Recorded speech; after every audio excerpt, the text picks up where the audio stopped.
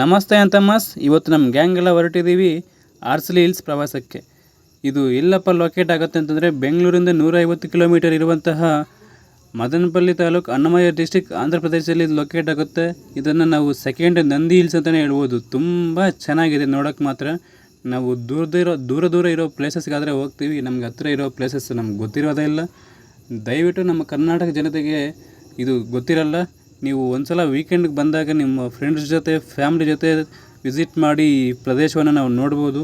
ಏನಪ್ಪ ಇಲ್ಲಿನ ವಿಶೇಷತೆ ಅಂತಂದರೆ ಅದ್ಭುತವಾದ ಕಾಡುಗಳ ದೃಶ್ಯಗಳು ಮತ್ತು ಸನ್ರೈಸು, ಸನ್ಸೆಟ್ಟು ಮತ್ತು ವ್ಯೂ ಪಾಯಿಂಟ್ಸ್ ಅಂತೂ ತುಂಬ ಚೆನ್ನಾಗಿದೆ, ಅದ್ಭುತವಾಗಂತೂ ಇದೆ. ಇದನ್ನು ಯಾವಾಗ ನಾವು ವಿಸಿಟ್ ಮಾಡಬೇಕಂತಂದರೆ ಜುಲೈಯಿಂದ ನೆಕ್ಸ್ಟ್ ಮಾರ್ಚ್ವರೆಗೂ ವಿಸಿಟ್ ಮಾಡೋದು ತುಂಬ ಚೆನ್ನಾಗಂತೂ ಇರುತ್ತೆ. ಇನ್ನೊಂದೇನಂತಂದರೆ ಬೆಳಗ್ಗೆ ಮಾರ್ನಿಂಗ್ ಟೈಮಲ್ಲಿ ಹೋದರೆ ತುಂಬ ಚೆನ್ನಾಗಿರುತ್ತೆ. ನೋಡ್ತಾ ಇದ್ರಲ್ಲ ಎಂಥ ದೃಶ್ಯಗಳು ನಮ್ಗೆ ಹತ್ತಿರದಲ್ಲೇ ಇರುತ್ತೆ, ಆದರೆ ನಮ್ಗೆ ಗೊತ್ತಿರಲ್ಲ.